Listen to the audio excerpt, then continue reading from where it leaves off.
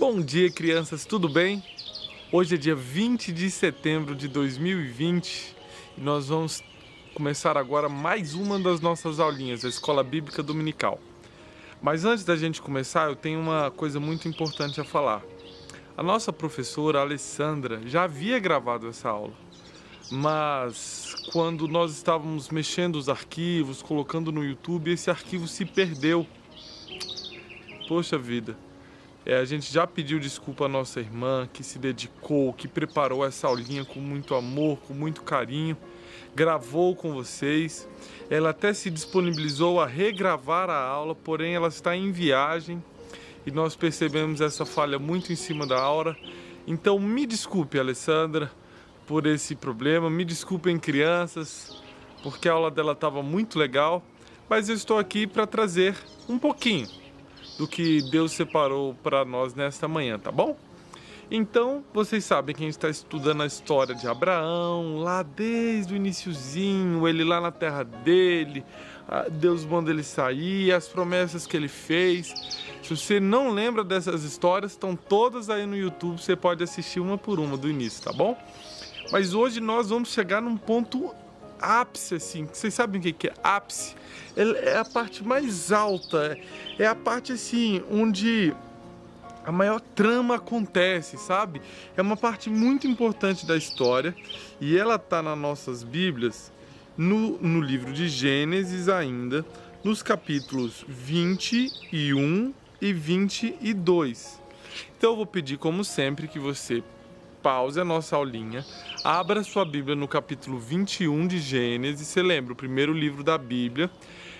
Se tiver alguém na sua casa, chama essa pessoa para ouvir você ler. E aí você vai ler o capítulo 21 e o capítulo 22 inteiro, tá bom? Do início até o fim, em voz alta. E assim que você terminar, você volta aqui para continuar assistindo nosso vídeo. Vamos lá? E aí, terminaram a leitura? Vocês viram o que aconteceu? Olha, essa é uma parte muito linda da história de Abraão. Se vocês lembrarem, ele deixou a sua terra, ele confiou em Deus, teve medo algumas vezes, é claro, a gente viu que às vezes ele tinha algumas estratégias aí para se livrar que não agradavam a Deus. Como, por exemplo, quando ele e Sara têm uma grande ideia de ajudar no cumprimento da promessa de Deus e vão lá e Abraão tem um filho com Agar, né? Vocês lembram disso, foi nas aulas passadas, dá uma revisada ali. Mas eles chegam à conclusão que eles precisavam confiar em Deus. E aí quem diria, já no final da sua vida, ele já avançado em idade, como diz a palavra do Senhor, Sara, a esposa amada de Abraão, tem um filho. Olha que coisa boa, Deus havia cumprido a sua promessa. Muitos poderiam dizer que tarde demais, né? Ou que demorou muito, mas uma coisa nós temos certeza, Deus cumpre as suas promessas no tempo perfeito do Senhor.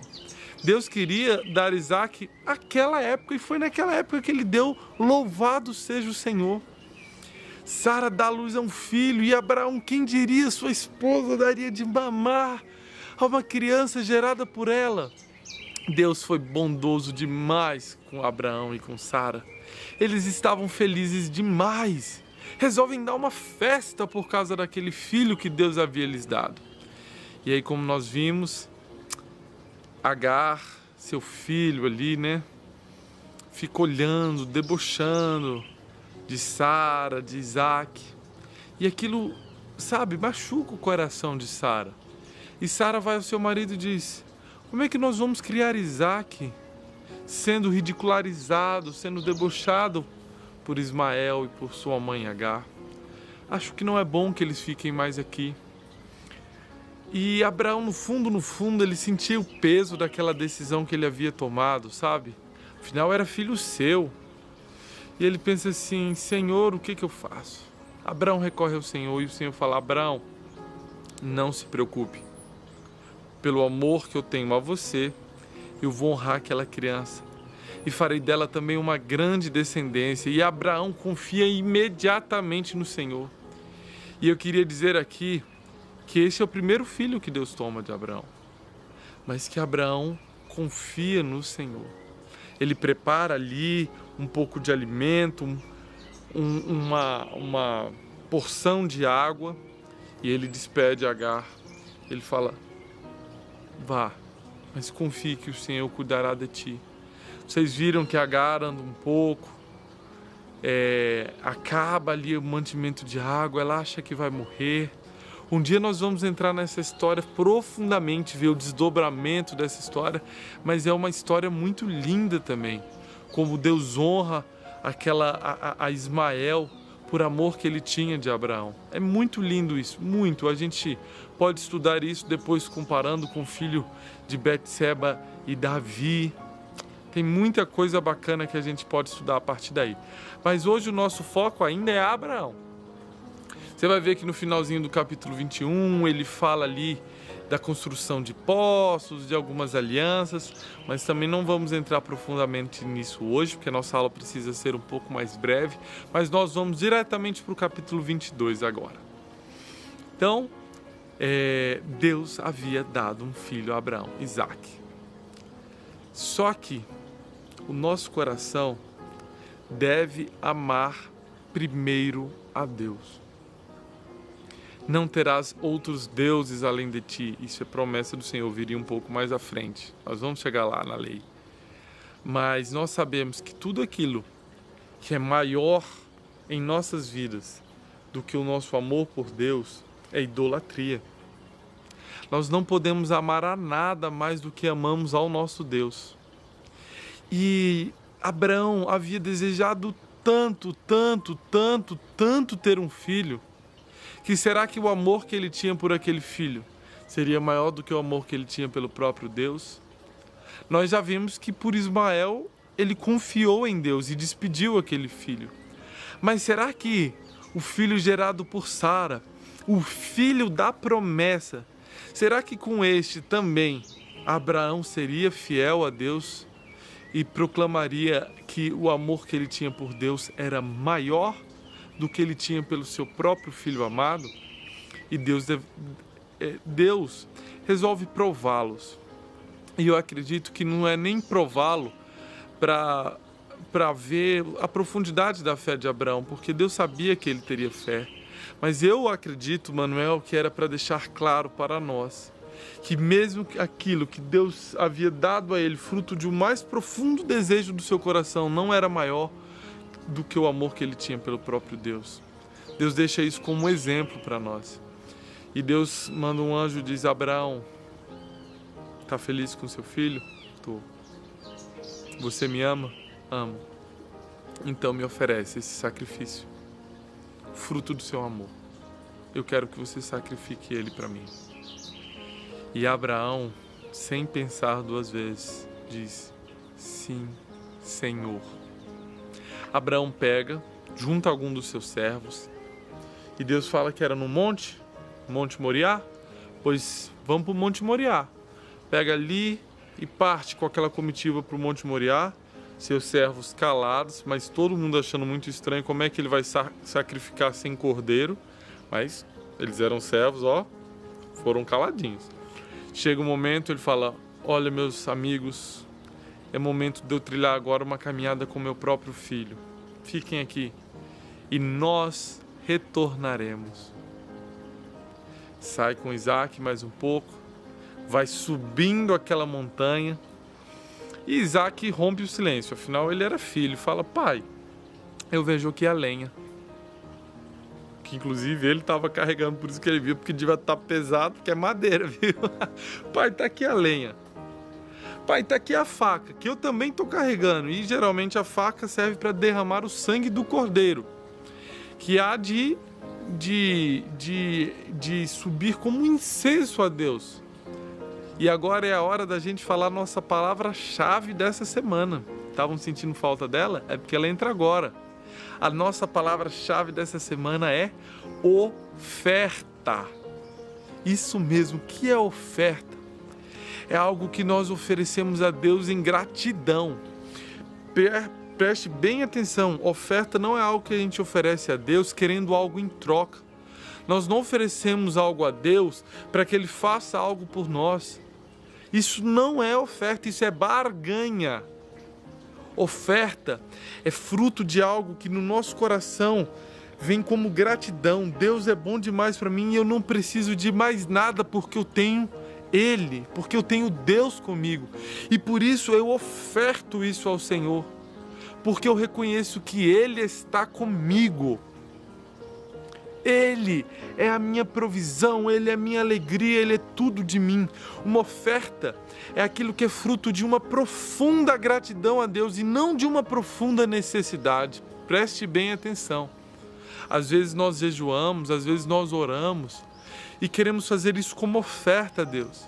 Se isso for oferta da nossa parte, nós não esperamos nada em troca. Nós queremos apenas apresentar a Deus a nossa gratidão. E é isso que Abraão estava disposto a fazer a Deus. Ofertar-lhe, dar-lhe oferta, ser grato a Deus, não pensar em outra coisa, não colocar mais ou circunstâncias. Se Deus fizer isso, então poderei ofertar. Não, ele estava ali para ofertar a Deus. Só que a oferta dessa vez era o seu próprio filho, que ele estava disposto a oferecer a Deus porque o próprio Deus havia pedido. E aí quando Isaac pergunta: pai, tá aqui a lenha que eu estou carregando pesada, tá aqui a faca pela qual nós vamos sangrar o cordeiro, mas não está faltando uma coisa não? Aí Abraão olha para ele, Isaac fala: pai, o cordeiro. Uai, o holocausto, o sacrifício. Nós temos tudo aqui para oferecer alguma coisa a Deus, só não temos o que oferecer. E Abraão fala assim: Deus mesmo proverá a oferta. Que isso, gente? Que profunda fé, intimidade com o Senhor. Ele pode ter pensado assim: se for o meu filho mesmo a ser sacrificado, ele foi dado pelo Senhor. Quem sou eu para negá-lo, aquele que não o negou a mim? Ele pode ter pensado assim: eu já vi o Senhor fazer de tudo. Se Ele me pediu, nós vamos fazer o que quer que Ele queira para a honra e glória do seu nome. E aí ele fala uma frase poderosíssima: Isaac, Deus proverá para si a oferta. Deus proverá para si o holocausto. Ufa! Muito difícil, né? Eu acho que é difícil tanto para Abraão quanto para Isaac. Mas os dois haviam aprendido a confiar no Senhor. Eles chegam lá no lugar onde Deus havia separado para eles. E fazem como Deus havia pedido. Montam ali uma base. E na hora de colocar o holocausto sobre a madeira, ele toma o próprio filho como Deus havia pedido e coloca sobre aquela lenha. E se prepara e diz: Senhor, se é para a tua glória, eis-me aqui. Se é para teu louvor, louvado seja o Senhor. Ele pede forças a Deus em seu coração e se prepara para executar aquele sacrifício perfeito. Era perfeito porque era exatamente o que Deus havia pedido. E antes que ele pudesse cumprir com aquele sacrifício, o anjo do Senhor aparece e diz: Abraão, Abraão. E antes de ouvir mais alguma coisa, eu imagino o alívio que veio no seu coração. E ele diz: sim, Senhor. E aí quando ele olha, ele vê uns arbustos e um cordeiro preso ali. E ele fala: Abraão, não é preciso que você sacrifique o que eu te dei, o seu filho que você ama, porque já está claro o seu amor por mim, já estão claras as suas prioridades por mim. A sua oferta foi sincera, porque você estava disposto a me ofertar sem querer nada em troca. Agora sacrifique aquele cordeiro. Mas teve um pai que não pôde negar o seu filho. Aquele ato vivido por Abraão era profético. Havia um pai que tinha um filho primogênito. um filho que era gerado eternamente por ele, parte de si, e por causa do meu e do seu pecado. E a gente já aprendeu que o pecado era uma sentença de morte que estava sobre nós. Nós iríamos morrer como Isaac. Nós já estávamos prontos para a nossa morte e não haveria nada que pudesse nos livrar daquela morte, porque havíamos traído o nosso Deus. Mas no momento do nosso sacrifício ouviu-se uma grande voz: eis o Cordeiro de Deus que tira o pecado do mundo. Aquele Cordeiro que foi sacrificado no lugar de Isaac, ele representa o nosso Senhor e Salvador Jesus Cristo, que estava na glória com o Pai, numa grande festa eterna com Deus, até que nós caímos daquele estado que estávamos e fomos para um estado de pecado, para um estado de miséria, um estado de morte. E não havia quem pudesse nos livrar dessa morte, mas Deus provê de si o que havia de melhor, o Cordeiro de Deus, Jesus Cristo, para morrer naquela cruz. E porque Ele morreu, eu e você encontramos a vida com Ele. Meus irmãos, Deus é bom demais. Você já parou para pensar nisso, criança? Que eu e você não poderíamos viver, não poderíamos ser felizes, não havia quem pudesse nos ajudar, mas Deus provê de si próprio, seu próprio Filho, Jesus Cristo, para morrer por nós. Aí sim, como sacrifício perfeito, porque num só sacrifício todos os nossos pecados foram perdoados, aqueles que já havíamos cometido, aqueles que estamos cometendo hoje e aqueles que nós vamos cometer ainda. Meus irmãos, Abraão não estava disposto a não negar o seu filho, mas Deus proveu um sacrifício perfeito e Jesus foi morto por nós. Eu concluo essa aula aqui neste momento, para que você, junto com a sua família que aí está, reflita no sacrifício perfeito de Deus. No Monte Moriá, Deus poupa Isaac, mas na cruz, Deus não poupa o seu próprio Filho Jesus. Sabe por quê? Por a mim e a você. Ele recebeu a oferta do nosso coração e nos deu seu próprio Filho. Ele viu a sinceridade em nosso próprio coração, que não vinha de nós, mas como manifestação do Espírito em nós, e tirou de nós a morte. Jesus morreu por nós, para que nós tivéssemos vida. Nossa aula termina neste momento, e eu peço a você, criança, a você, pais, que reflitam sobre isso neste momento, que orem em sua casa, agradecendo a Deus por este tamanho livramento. Eu peço a você que converse com seu filho, e você, filho, que converse com seus pais e diga: pai, eu não preciso morrer mais, porque Jesus morreu por mim. Nós já temos vida em Deus, e louvado seja o Senhor. Pai, nós não precisamos nos preocupar com mais nada, porque Deus nos deu a vida. Louvado seja o Senhor. E que Deus e o Espírito Santo de Deus conduzam esse momento de reflexão e adoração que farão em sua casa. Se possível, cante louvores para a honra e glória do nosso Deus. Amém? Até semana que vem.